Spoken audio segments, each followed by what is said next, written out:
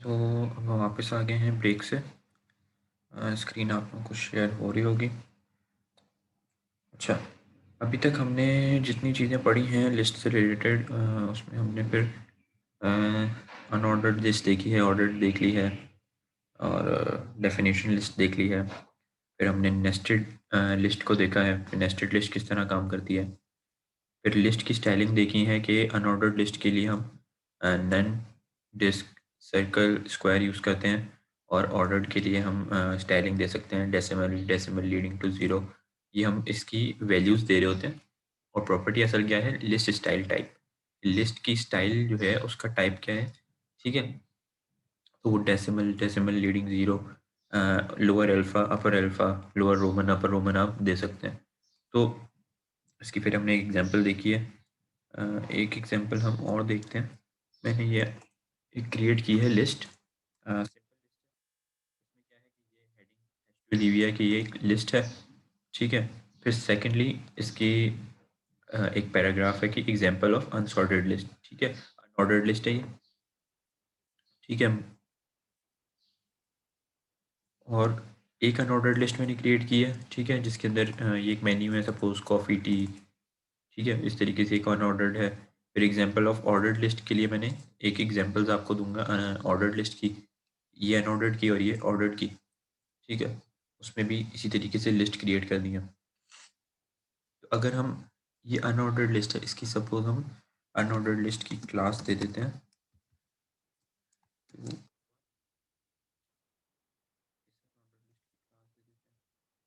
ये सारी unordered list हैं तो सब के नाम सेम हो जाएंगे और सबके ऊपर ही प्रॉपर्टी अप्लाई हो जाएगी। उससे बचने के लिए हम सबकी अलग अलग क्लास डिफाइन कर देते हैं, क्लास 1 2, ठीक है। ऑर्डर्ड लिस्ट की हम क्लास दे देते हैं।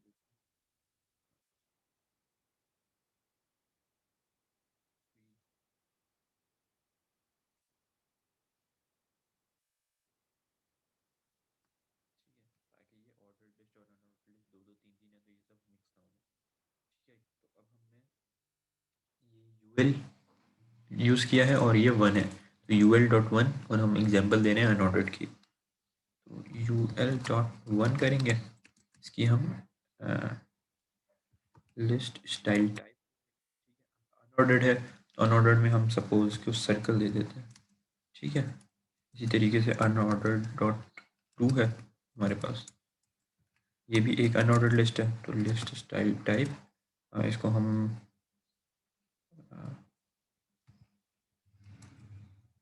स्क्वायर दे देते हैं, ठीक है। ये हो गई अनऑर्डर्ड। और ऑर्डर्ड लिस्ट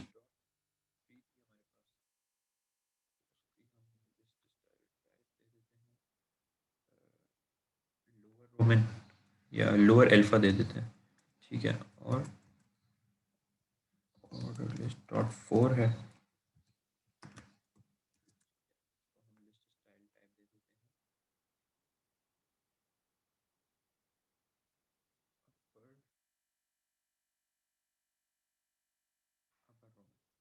तो होगा क्या, तो आप यहाँ जाएंगे, ये अभी हमारे पास सिंपल लिस्ट क्रिएट हो रही थी जिसमें ये लिस्ट और ये लिस्ट दोनों अनऑर्डर्ड है। इस वजह से ये, अगर इसकी HTML देखें तो यहाँ पे सिर्फ ये अनऑर्डर्ड लिस्ट क्रिएट हो रही है, ये भी। तो इसमें हम डिफरेंशिएट नहीं कर पाएंगे। और ये ऑर्डर्ड लिस्ट है क्योंकि OL हमने यूज़ किया तो ये 1 2 3 दोनों में दे रहा है। लेकिन जब हमने इसकी CSS अप्लाई कर दी तो आप ये देखेंगे अनऑर्डर्ड में ये इसको सर्कल दे रहा है, इसको स्क्वायर दे रहा है, जैसे कि हमने यहाँ पर डिफाइन किया है, ठीक है। और थ्री को लोअर अल्फा दे रहा है, और फिर फोर को अपर रोमन दे रहा है। तो ये सारी चीज़ें हम अप्लाई कर सकते हैं।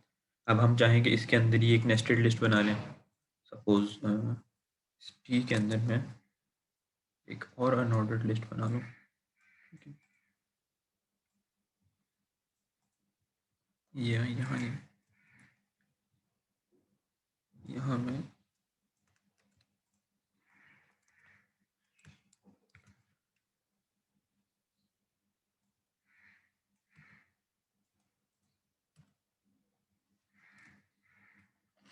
एक अनऑर्डर्ड लिस्ट क्रिएट कर दी, इसको बनी दिया मैंने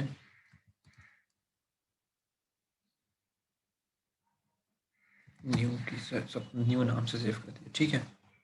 अब इसको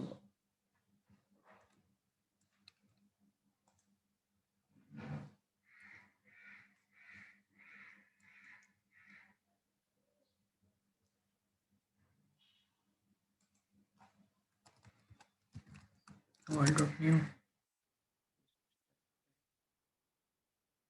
अपर रोमन था, मैं इसको लोअर रोमन कर देता हूँ।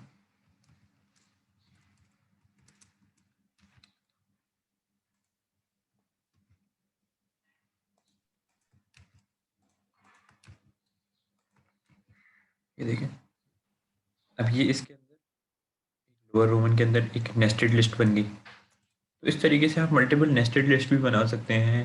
हर ऑर्डर्ड और अनऑर्डर्ड लिस्ट की अलग अलग स्टाइल की प्रॉपर्टी भी दे सकते हैं। ठीक है, जब ये आप प्रैक्टिस करेंगे तो आपके जहन में बैठ जाएगा। ठीक है, फिर हमारे पास नेक्स्ट चीज़ आती है टाइप की प्रॉपर्टी के बाद हमारे पास आती है लिस्ट स्टाइल इमेज। यानी कि हम जहाँ पे बुलेट दे रहे थे या जहाँ पे हम और प्रॉपर्टीज़ अनऑर्डर्ड लिस्ट की कोई नुमेरिक अल्फ़ा नुमेरिक ये कोई जो भी दे रहे थे, lower alpha upper alpha Roman decimal ये सब दे रहे थे, यहाँ पे हम उन बुलेट्स या उन नंबर्स की जगह पे कोई इमेज भी दे सकते हैं। यानी कि हम एज अ बुलेट इमेज को किसी इमेज को एज अ बुलेट या एज अ टारगेट यूज़ कर रहे होंगे। ठीक है, तो वो हमारे पास इमेज हम किस तरह यूज़ करते हैं, क्या लिखा है यहाँ पे, you can specify an image to act as a bullet by using list style image property. ठीक है, the value starts with the letters URL and the followed by the pair of parenthesis. ठीक है, अच्छा, inside the parenthesis the path to the image is given inside double quotes. The property can be used on rules that apply to UL and LI elements. The example of अच्छा ठीक है, तो इसको भी हम एग्जांपल से देखेंगे। इसमें करेंगे क्या कि कैन लिस्ट क्रिएट करते हैं।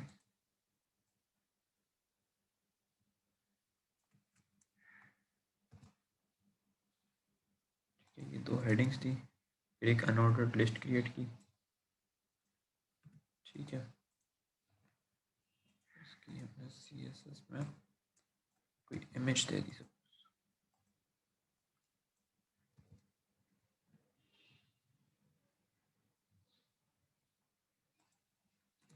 अच्छा, ये देखें, हमने सपोज कोई इमेज दी।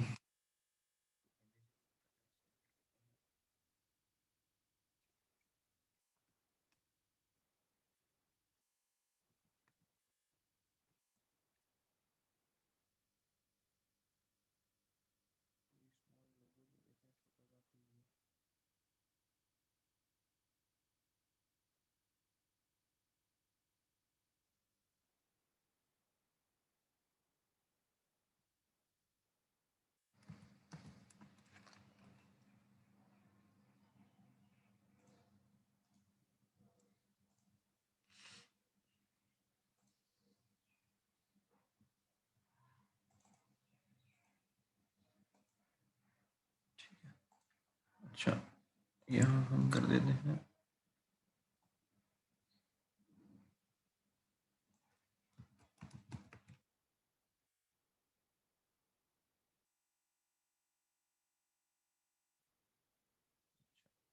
ये हुआ क्या है कि हमने एक ऑर्डर अनऑर्डर्ड लिस्ट क्रिएट की है। ठीक है, उसके अंदर लिस्ट आइटम्स हैं और हर लिस्ट आइटम में जहाँ बुलेट आनी चाहिए वहाँ पे हमने एक तो हमने अनऑर्डर्ड लिस्ट की प्रॉपर्टी डिफाइन कर दी है कि list style type image unordered list के अंदर।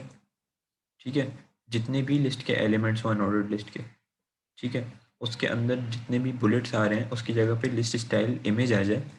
ठीक है, और इमेज का हम यूआरएल देते हैं, एक फंक्शन है यूआरएल, यूआरएल देते हैं, और जो हमारी इमेज है अगर वो हमारी इसी सीएसएस वाली फाइल के अंदर रखी है, यानी कि यहाँ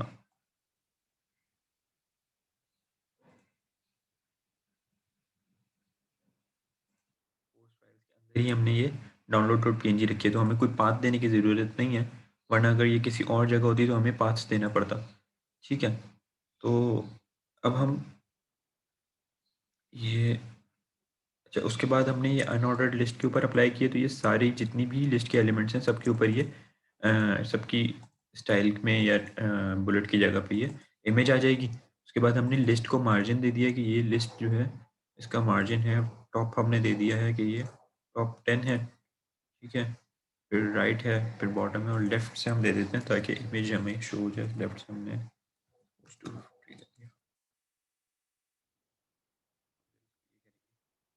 लिस्ट के एलिमेंट के ऊपर के साथ हमारे पास जो ये लोगो या इमेज आ रही है या बुलेट है, बुलेट के तौर पे हम ये भी यूज़ कर सकते हैं। इमेज भी, कोई भी इमेज यूज़ कर सकते हैं, और उसके बाद नीचे उसकी आप उसके साथ डेफिनेशन लिस्ट भी यूज़ कर सकते हैं।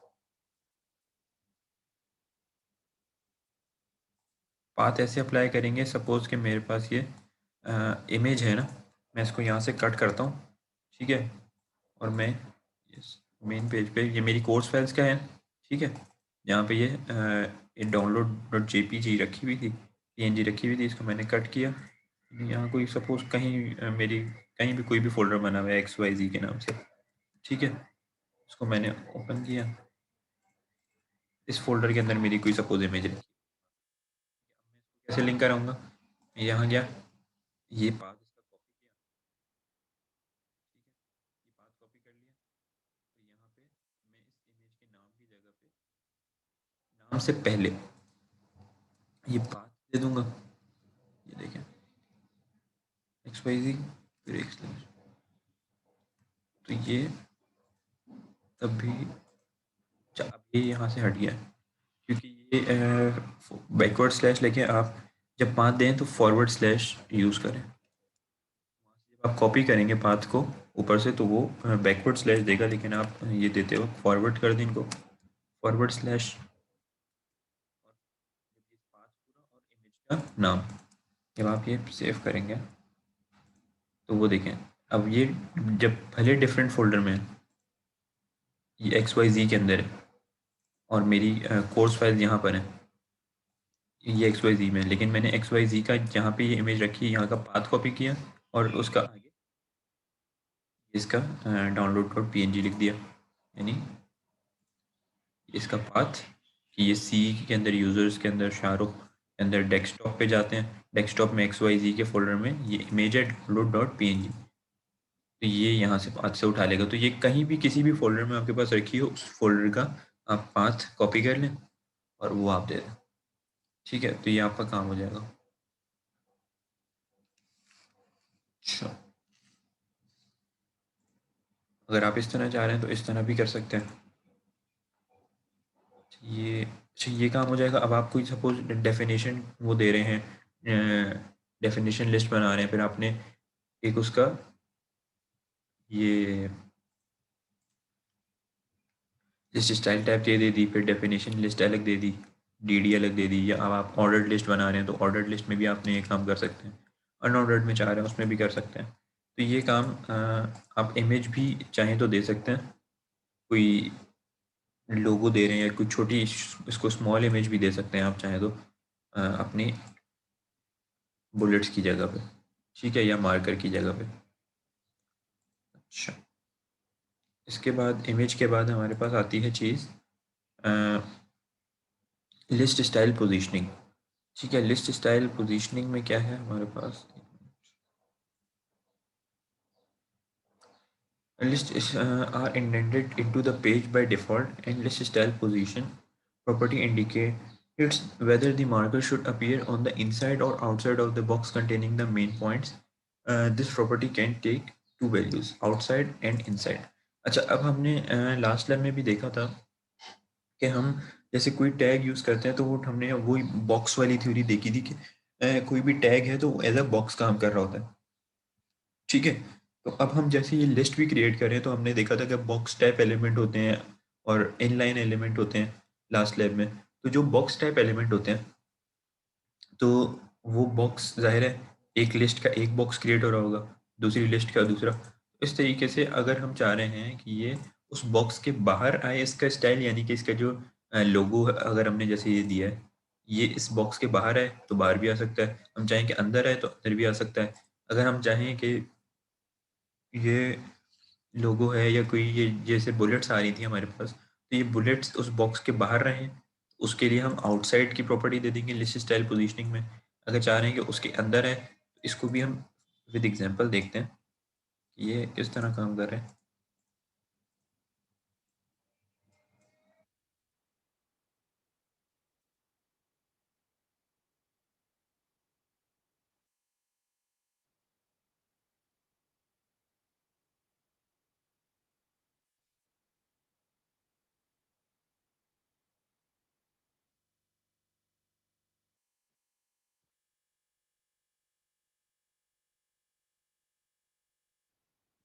देखें एक 2 अनऑर्डर्ड लिस्ट क्रिएट की है हमने, ठीक है? और उसमें 3-3 लिस्ट एलिमेंट्स हैं, ठीक है?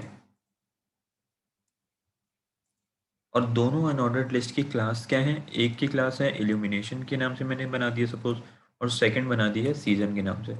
अब जब मैं अनऑर्डर्ड लिस्ट को मैंने डिफ़ाइन किया कि इसकी टेक्स्ट विड्थ होनी चाहिए 150, और लिस्ट आइटम्स जो हैं इसकी मार्जिन होनी चाहिए 10, या मतलब ये चारों तरफ से 10-10 पिक्सेल्स इसकी मार्जिन होनी चाहिए। फिर अनऑर्डर्ड लिस्ट की जो के अंदर जितने भी एलिमेंट्स हैं, जिसकी क्लास इल्यूमिनेशन है, वहाँ पे क्या प्रॉपर्टी अप्लाई हो जाए?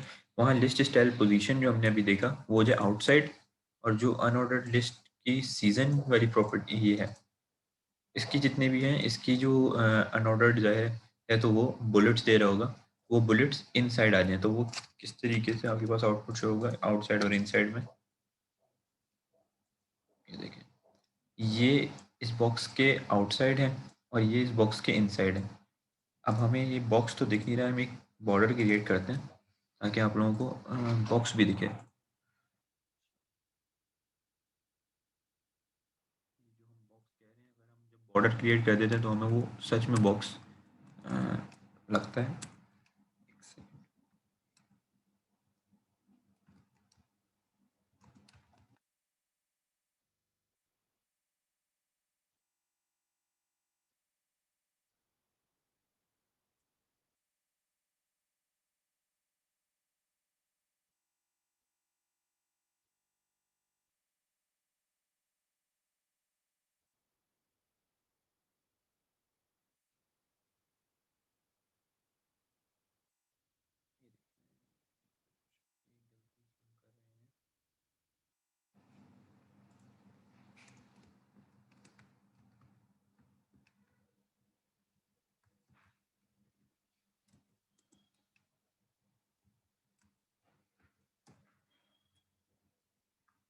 हम अनऑर्डर्ड लिस्ट के ऊपर ही अप्लाई क्यों कर रहे हैं?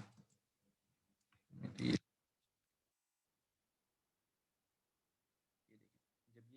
लिस्ट का एक एलिमेंट है, सपोज ये एक ब्लॉक है, ठीक है? मैं इसको चाहूँ कि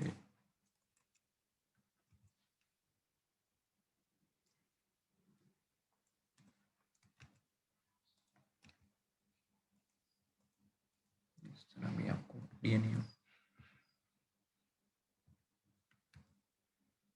इसी तरह ज़्यादा समझ आएगा।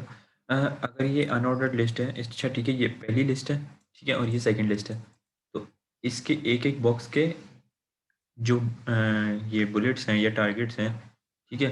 ये आपके पास आउटसाइड ऑफ द बॉक्स आ रहे हैं और ये इनसाइड ऑफ द बॉक्स आ रहे हैं। ये किस तरह आ रहे हैं? ये सिर्फ़ इस तरह आ रहे हैं कि लिस्ट स्टाइल पोज़ीशन जो है, इसकी हमने इनसाइड दे दी है, और इल्यूमिनेशन वाली क्लास की हमने आउटसाइड दे दी है।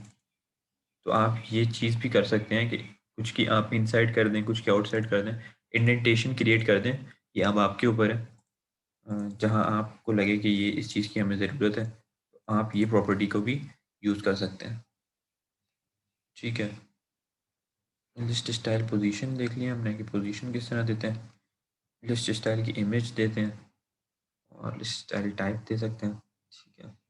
अच्छा, अब इसके बाद हमारा आ जाता है कि लैब टास्क। ठीक है? लैब टास्क क्या है? लैब टास्क डिस्कस करने से पहले एक दफ़ा दोबारा जितनी चीज़ें हमने पढ़ी हैं इसको मैं ओवरव्यू दे दूँ, ताकि फिर आपको लैब टास्क समझने में बहुत ईज़ी लगेगा। हमने आज की लैब में देखा है कि लिस्ट हमारे पास किस-किस किस्म की हैं। 3 किस्म की लिस्ट्स हैं। एक अनऑर्डर्ड लिस्ट है, ठीक है? एक ऑर्डर्ड लिस्ट है, एक डेफिनिशन लिस्ट है। ऑर्डर्ड लिस्ट क्या है कि जो 1, 2, 3, 4 नंबर्स में आ रही है। अनऑर्डर्ड क्या है जिसमें बुलेट्स आ रही हैं। ठीक है? डेफ़िनेशन लिस्ट क्या है कि जिसमें एक डेफ़िनेशन उसकी हेडिंग है और नीचे उसकी मल्टीपल डेफ़िनेशंस हैं, या मल्टीपल डेफ़िनेशन की हेडिंग्स हैं और एक डेफ़िनेशन है नीचे। तो उसको हम किस टाइप से यूज़ करते हैं, वो भी हमने देखा। अच्छा, फिर हमारे पास ऑर्डर्ड लिस्ट आती है कि डिफ़ाइन करने का तरीका हमने देखा है। ठीक है? अनऑर्डर्ड को डिफ़ाइन करने का तरीका देखा है।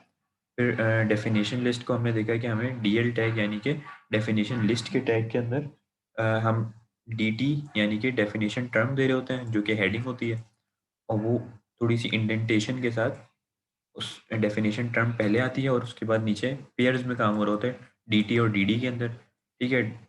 अ, और हर पेयर के अंदर dt जो है वो शुरू में आता है और थोड़ी इंडेंटेशन के साथ dd यानी कि डेफिनेशन जो है वो थोड़ी सी आगे आ रही होती है। ठीक है, फिर हमने देखा कि नेस्टेड लिस्ट क्या होती है। नेस्टेड लिस्ट के अंदर हम एक लिस्ट के अंदर एक और लिस्ट क्रिएट कर रहे होते हैं।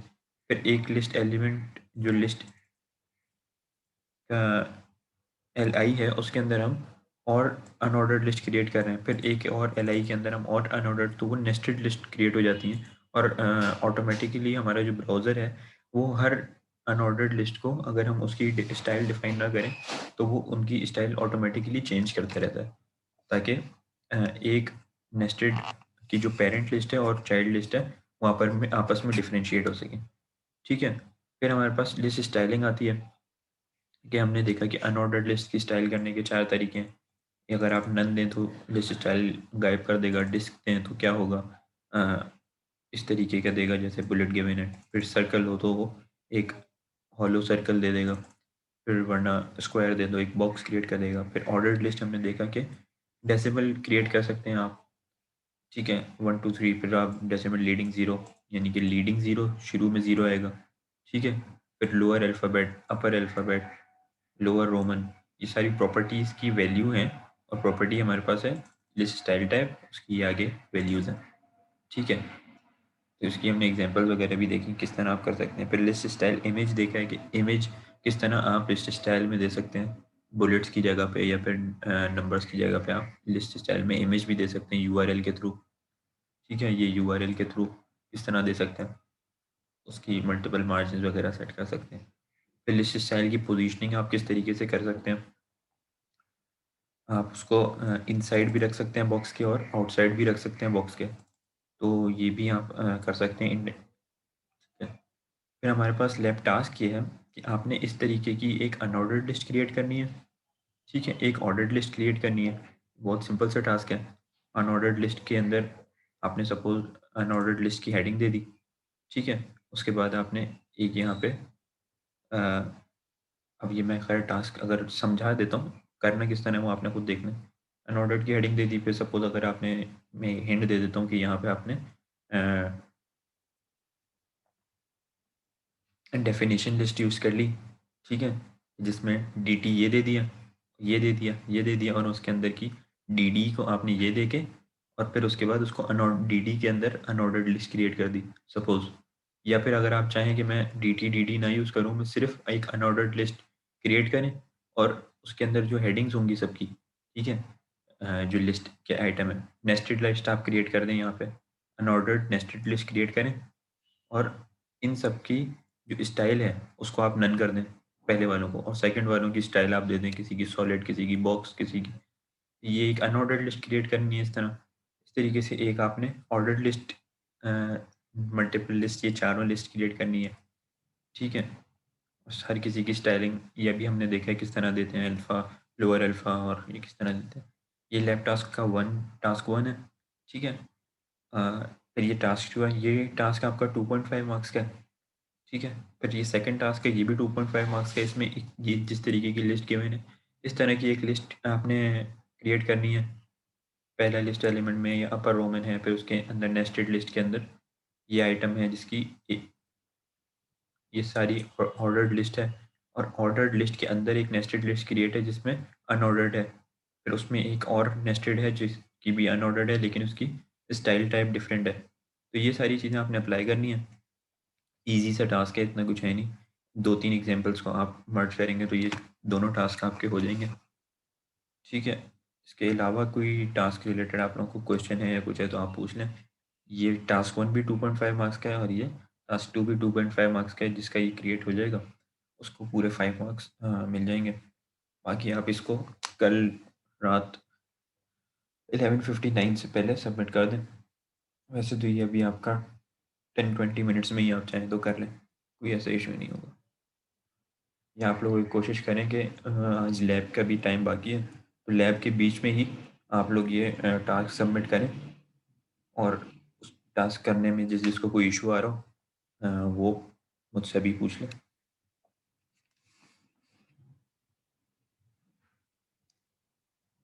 चलिए स्टार्ट कर दें, आप लोग अगर ये लैब करना स्टार्ट कर दें।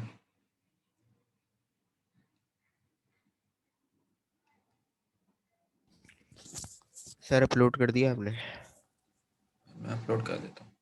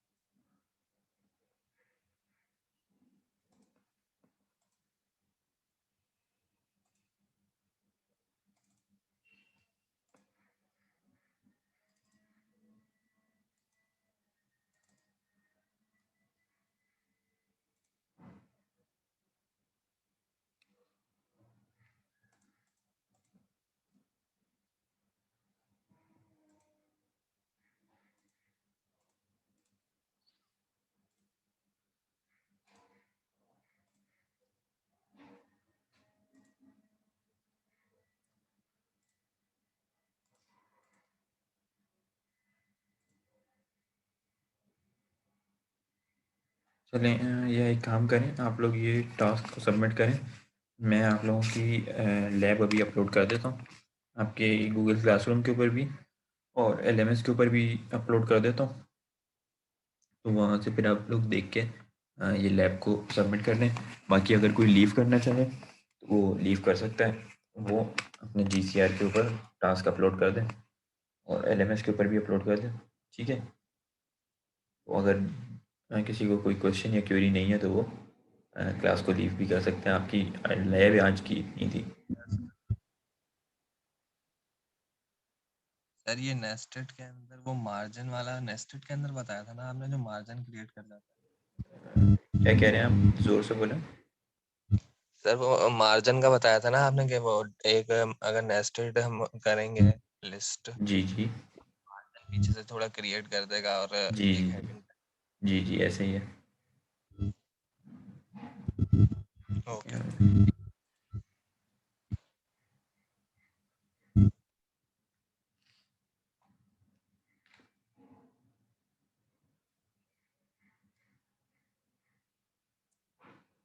ठीक है, अगर आप लोगों को किसी को कोई क्वेरीज या क्वेश्चन नहीं है तो लीव भी कर सकते हैं। मैं आप लोगों की लैब अपलोड कर देता हूँ।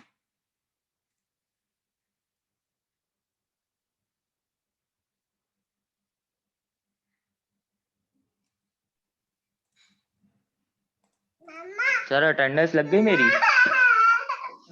आपकी अटेंडेंस कॉल हुई थी तो आपने बोल दिया था। जी जब अटेंडेंस कॉल हो रही थी तो आपने अटेंडेंस अपनी लगाई नहीं थी। नहीं सर, वो असल में उसके बाद मेरी आपने मोबाइल। बाद में आपने चैट में अटेंडेंस लिख दी थी। जी जी, लिख दी थी मैंने। हाँ मोबाइल असल में। बस फिर अगर आप चैट में आपने लिख दी थी तो फिर अटेंडेंस आपकी लग जाएगी। चल ठीक है, थैंक यू। ये मैसेज आया हुआ है, आप कैसे अप्लाई करेंगे अगर लेक्चर वीडियो अपलोड कर दीजिएगा। जी, लेक्चर वीडियोस आपकी अभी क्लास ख़त्म होती है अपलोड हो जाएंगी। ज़ाहिर है ये मीटिंग एंड होगी तो आपकी लेक्चर वीडियोस भी 10-20 मिनट्स में अपलोड हो जाएंगी। अच्छा, पाथ कैसे अप्लाई करेंगे अगर सीएसएस सेम फोल्डर में ना हो, ये पूछ रहे हैं। अच्छा, पाथ हम जैसे कि जब हम ये लिंक कर रहे होते हैं फाइल, ठीक है, और हमारी ये सपोज़ अभी मैंने यही बताया था कि कोर्स फाइल्स के अंदर सपोज़ सीएसएस की ये फाइल है, ये मैंने इसी फोल्डर के अंदर रखी है। तो मैं यहाँ से इसका पाथ कॉपी करूँगा। एक सेकंड, अच्छा आप लोगों को दिख ही नहीं रहा होगा। अच्छा, स्क्रीन शेयर हो रही है ना अभी। अच्छा, ये सपोज़ ये मेरी कोर्स फाइल्स हैं, ठीक है। इसके अंदर ये सीएसएस रखी थी, मैंने इसको यहाँ से कट मेरे पास किसी और फ़ोल्डर में रखी है, ठीक है। अब मेरे अपने कोर्स फाइल्स में नहीं है, तो मैं यहाँ का पाथ कॉपी करूँगा और इसका नाम देख लूँगा styles dot C S S है, ठीक है। फिर मैं अपनी HTML में जाके जहाँ मैंने लिंक दिया हुआ है, ये href दिया हुआ है और यहाँ नाम लिखा है, मैं इस पाथ को पेस्ट कर दूँगा, ठीक है। और ये बैकवर्ड स्लैश की बजाय फॉरवर्ड स्लैश दे दूँगा।